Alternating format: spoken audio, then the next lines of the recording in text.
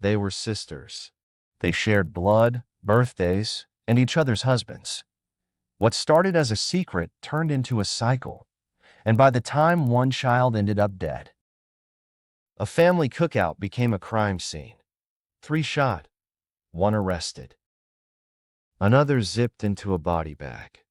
This is true crime's altar, where every sin is punished, every betrayal has a cost, and every soul must answer to the truth. Subscribe, share, and comment below. Tell us where you're watching from. Sirens didn't seem real at first. Not with the smell of smoked brisket still clinging to the air, and Cool and the gang playing low from someone's Bluetooth speaker. But by the time police flooded the yard with yellow tape and panicked relatives, the music had stopped. On the grass near the folding chairs, blood was pooling fast. One woman was lying still, her head turned toward the grill she'd stood beside just 20 minutes earlier. 2 men had been hit in the chest and shoulder. A child, already gone before the first shot was even fired, lay cold inside the house. It should have been a Sunday gathering. It became an execution site. But what unraveled there didn't begin that day. It began long before, with 2 sisters, a double wedding, and a lie no one had the courage to stop. Talia and Noreen were raised like twins, though only 2 years apart. Both dark-skinned, beautiful in different ways. Talia was the loud one, the fighter. Noreen, soft-spoken, always watching. They grew up in one of those neighborhoods where everyone called your mother Miss, and your business spread faster than rain on concrete. Their families lived on opposite ends of Fulton Street, but the girls were rarely seen apart. Where one went, the other followed. In church, they sang side by side. At homecoming, they matched dresses. And when they got married, just 3 months apart, they planned their receptions together to save money. It looked like love had smiled on both of them. But time would reveal it had only winked. Talia married Byron, broad-shouldered, charming, the kind of man who never had to raise his voice to control a room. He ran a car wash and made most of his money under the table. Noreen married Lance, quieter, leaner, eyes like someone who thought too much. He worked nights at a delivery company. Both couples moved into the same subdivision, 2 streets apart. They cooked together, vacationed together, babysat each other's kids. And in the beginning, it was beautiful. But beauty doesn't always mean peace. It started, like most affairs do, with a late-night favor. Talia had locked herself out during a storm. Byron was out. Lance came by to help. She invited him in for tea. He stayed for hours. That was the first time, and it should have been the last. But it wasn't. When desire is entertained in silence, it doesn't retreat, it makes itself at home. And every moment not confessed becomes a brick in a house built to collapse. Talia and Lance kept their secret quiet. It was only physical, they told themselves. A release. Nothing real. But bodies don't lie. Looks lingered longer. Touches got bolder. Soon, Lance was spending more time at Talia's house than his own, always under the excuse of helping out. Noreen suspected nothing. She was busy raising 2 kids and working part-time at the church daycare. Byron didn't notice either. Or maybe he didn't want to. He trusted his wife.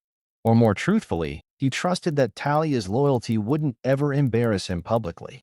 But it wasn't just Talia who strayed. 2 years later, Noreen started noticing how Byron looked at her when Talia wasn't watching. It started with compliments that didn't sound like compliments. "You sure don't look like you've had 2 kids. You ever think about doing something just for you?" She laughed them off. Until one night after a birthday party, when he walked her to her car and leaned in too close. She didn't pull away. A week later, they were in a hotel on the West End. One betrayal opens the door for another, like rot that spreads from one branch to the whole tree. And once the fruit is poisoned, no one who bites escapes the consequence. Talia found out by accident. Byron had left his phone unlocked. She didn't confront him. Not at first. Instead, she drove straight to Lance's job that night and told him everything. His reaction wasn't anger, it was quiet acceptance, like he already knew. "So now what?" he asked. Talia didn't answer. Because the truth was, she didn't know. They had all crossed a line so many times it had disappeared. There was no map to lead them back to innocence. They tried to carry on. For the kids, for the church, for the image they had all built. But beneath the birthday parties and shared holiday dinners, the foundation was cracking, and it would take only one more fracture to bring it all down. The fracture came in the form of a child. Noreen's youngest, 8-year-old Deja, was found unresponsive in her bed one humid summer morning. No bruises, no signs of struggle. The cause of death was ruled undetermined, but the whispers started immediately. Talia had watched Deja the night before. The little girl had spent the weekend at her aunt's house, laughing, eating ice cream, playing with her cousins, and now she was gone. Talia swore nothing happened, that Deja had been fine, that she'd put her to bed like always. But Noreen didn't believe her. Not really, because grief doesn't always need evidence. It just needs somewhere to go. And it found its target in the sister who had shared everything, including her husband. Grief unspoken becomes a fire, and when it meets betrayal, it burns without mercy. Talia showed up at Deja's funeral in all white. Noreen didn't speak to her. Neither did Lance. Byron stood between them like a wall that had finally cracked. No words were exchanged that day, just looks, and a silence so loud it made the choir sound off-key. By the time the family cookout was planned 2 months later, everyone knew it was a mistake. But no one said anything, because sometimes families would rather keep the peace than tell the truth, even if it costs them everything. If you're enjoying this video, kindly do us a favor and subscribe to our channel. Share and like this video. It's free and won't cost anything, but it helps and encourages us to grow and do more. Thank you for your kindness, and back to the video. The cookout was meant to honor Deja's memory. At least, that's what the flyer said. Printed in gold script with her picture smiling at the top, surrounded by balloons and sunflowers. It was hosted at Uncle Dre's house, a neutral spot, halfway between Talia's and Noreen's. Everyone brought something. Chicken, pasta salad, red punch. Talia brought peach cobbler. Noreen made the baked beans. Byron showed up late. Lance stayed near the grill. No one said it out loud, but you could feel it. The tension clung to the air thicker than smoke. Every plate passed felt like a dare. Every glance, a test. The music played. The kids ran. And the grown folks smiled through teeth clenched shut. But the real problem wasn't what was being said. It was what hadn't been. Since Deja's death, Noreen hadn't spoken more than 2 sentences to Talia, and those were about casserole. Lance had moved into the guest room. Byron had started sleeping at his cousin's. But the worst part wasn't the separation. It was the pretending. Everyone pretended the grief was shared, that the pain was evenly spread. It wasn't. Noreen carried hers like a war wound. Talia carried guilt like a shadow. And neither of them knew how to look the other in the eye anymore without seeing what they'd both broken. Just before the food was served, Noreen caught Byron pulling Talia aside. It looked innocent until it didn't. His hand lingered too long on her arm. She smiled. That same smile Noreen had seen years ago. The one Talia gave when she wanted something she shouldn't. And that's when Noreen snapped. She walked straight over and didn't raise her voice. Didn't shout. Talia blinked. What? Don't act like you don't know. You still sleeping with him? Talia opened her mouth, then closed it. Byron took a step back. You know what? Noreen said, backing away. Y'all deserve each other. She turned to walk off, but not before Talia whispered, just loud enough, you never deserved him in the first place. That was the moment everything changed. Words can draw blood just as easily as bullets, and once a wound is opened in front of witnesses, it will never heal in private. Lance, who had overheard the exchange, stormed off, not toward his car, toward the cooler where he kept his bag. He didn't say a word to anyone, just reached in, pulled out a small black pistol, and tucked it under his shirt. Byron noticed. So did Noreen. No one stopped him. Because sometimes people don't want to prevent violence. They want to survive it. Talia went back to the picnic table. Noreen stayed inside the house. Byron paced near the gate, phone in hand, pretending to text. Someone tried to restart the playlist. It didn't help. The vibe had shifted completely. Laughter turned to whispers. Children were slowly ushered inside. Then came the second explosion. Inside the kitchen, Noreen pulled her sister aside again. She was crying now, openly. Raw. You took my husband. You took my peace. And I think you took my baby, too. Talia stared at her, stunned. You really believe that? I don't know what I believe anymore, Noreen said. But everything around you dies. There was a beat of silence.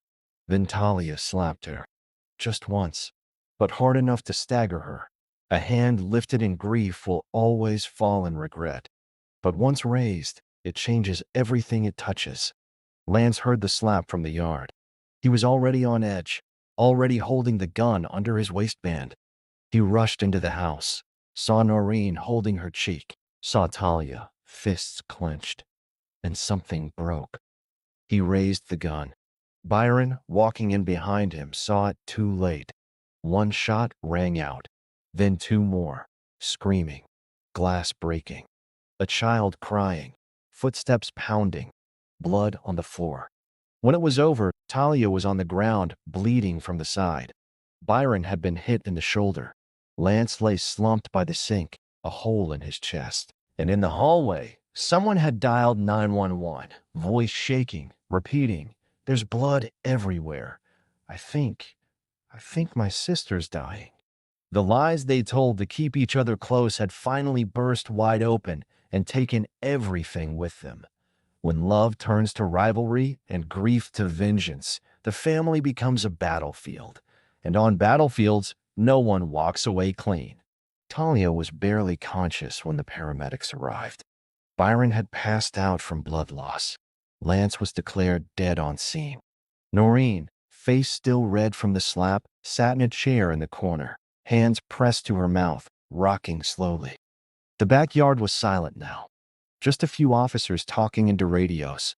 Yellow tape cutting across the lawn like a scar. Plates overturned, food untouched, sunflowers trampled. Someone's playlist still played faintly through a speaker. Celebration by Kool and the Gang. The irony was unbearable. At the hospital, Talia was stabilized within hours. The bullet had missed every major organ, though the doctor said another inch and she'd have been gone. Byron's shoulder was shattered. He would need surgery, weeks of rehab, maybe more. But he was awake, alert, asking for his wife. The nurse didn't know which one he meant. Noreen had been taken to the station. Not in cuffs, but not free either. Witnesses had placed her at the scene of the confrontation. And while Lance had pulled the trigger, detectives needed to know what happened before the gun was drawn. She sat in the cold interview room, hands folded in her lap, still in the same wine-colored blouse stained with tears and sauce. She didn't ask for a lawyer. She just stared at the table and said, "I knew something like this was coming. I just didn't think it would be today." Regret doesn't always show up in screams. Sometimes it sits quietly beside you, wearing your name and waiting for your turn to speak. Noreen told them everything. About the years of betrayal, the switching, the guilt, the child, the slap, the suspicion, the shame. She cried when she said Deja's name. Said she still didn't believe Talia would ever hurt her on purpose, but something about the way everything had happened made her question what she knew. If she could sleep with my husband, she whispered, then what else could she look me in the face and lie about? The detectives didn't respond. They just took notes, marked timestamps, logged her statements. It was a complicated case, less about who fired and more about what built the fire. Back at the hospital, Talia asked for her phone. She wanted to call her oldest son. She hadn't seen him since the cookout started. He'd run inside after the first shot and locked himself in the bathroom. She didn't get to say goodbye. Now she just wanted to hear his voice. The nurse hesitated, then handed it over. The boy answered after 2 rings. "Ma?" he said, voice quiet. "I'm okay." Talia sobbed, not just from relief, but from everything. Because in that moment, she realized something she hadn't allowed herself to think about before. She could have died, and if she had, he would have been left in a world where all he knew was that she slept with his uncle, got shot by his daddy, and never made it to pick him up from school again. When your legacy becomes your shame, even survival feels like punishment. 3 days later, the district attorney confirmed no charges would be filed against Noreen. The evidence made it clear Lance acted alone. There was no premeditation from her side, no conspiracy, just years of emotional erosion that finally cracked the dam. Byron was discharged the following week. He refused to speak to reporters, and his cousin came to collect him from the hospital. He never asked about Lance. Talia was moved to a rehab center. She didn't want to go home. Not to that street. Not to that house. Too many ghosts. Too many stains. Her sister hadn't visited. Neither had her church friends. Her mother sent one text, "You've broken everything." But some things were already broken long before the glass hit the floor. At Lance's funeral, the pews were mostly empty. The pastor spoke briefly, choosing not to address the circumstances of his death, just a simple message about storms and mercy. The casket was gray, no flowers. Noreen sat in the back row, alone, dressed in black. Her eyes didn't move from the floor the entire time. She didn't cry, because the grief had already hardened into something else, something colder.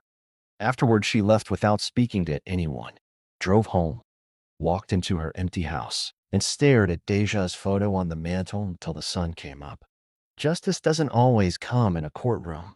Sometimes it comes in silence, in loneliness, in the space where someone used to be. Meanwhile, the community whispered, as they always do. Some blamed Talia. Others blamed Lance. Some blamed the devil. No one wanted to admit it was just people. Messy, selfish people who let desire speak louder than truth. The Neighborhood Watch posted a message about safety. The church held a prayer circle, and the school, where Deja would have started 4th grade, hung her picture near the front office with a banner that read, "Gone too soon." But behind every banner is a story no one wants to print. By month's end, Byron moved in with a cousin out of town. Talia filed for divorce. Noreen stayed in the house alone. Her surviving son was placed temporarily with relatives. Too much had happened under that roof. CPS wanted time to investigate. She didn't argue. She agreed to counseling, agreed to everything. Because what else do you do when the only thing you have left is your guilt? The final act of betrayal is not the lie, it's the silence that follows it. When you see the damage and still choose to pretend you weren't holding the match, weeks turned into months. The cookout became a memory no one wanted to speak of, yet couldn't stop replaying. Some families chose sides. Others cut ties altogether. Holidays passed with empty seats and unopened invitations. Talia moved again, this time 3 cities over. She started attending a small church where no one knew her name. She smiled politely when asked if she had kids, answered softly when asked about family. "They're not close." That was all she ever said. Byron never remarried. He floated in and out of town, taking construction gigs, sending birthday money and unmarked envelopes. His injury left him with a limp, but it was the weight of shame that made him slower. Noreen kept going, robotic, detached. She eventually got custody of her surviving son, but their bond wasn't the same. He was quieter now, withdrawn. He asked about Deja sometimes, and when he did, she answered with a look more than words. The photo of the sisters as little girls, matching blue dresses and bows, used to sit in their mother's hallway. It was gone now, packed away. No one had the heart to hang it back up, because every time they looked at it, all they saw was what could have been. There was no reunion, no healing circle, no redemption arc wrapped in ribbons. Just time. And time doesn't always fix. Sometimes it just settles dust over the damage. When family turns into competition and love is twisted into ownership, everyone loses. Because love without honesty is just performance. And betrayal dressed in silence is still betrayal. If you are in a situation like this, if you're hiding secrets that are tearing your family apart, or if you're caught in a cycle of infidelity, grief, or violence, please talk to someone. Seek help. Go to counseling. Reach out to a trusted friend, a leader, even law enforcement if you must. Don't wait until someone's life is the price paid for your silence. This is True Crimes Altar, where every sin is punished, every betrayal has a cost, and every soul must answer to the truth. Let us know what you think about this story. Could any of it have been prevented? Who do you believe carried the heaviest blame? Drop your thoughts in the comments below. And don't forget to subscribe for more weekly true crime episodes. Share this story with someone who needs to hear it and tell us where you're watching from. We see you. Until next time, stay honest, stay kind, and never stay silent.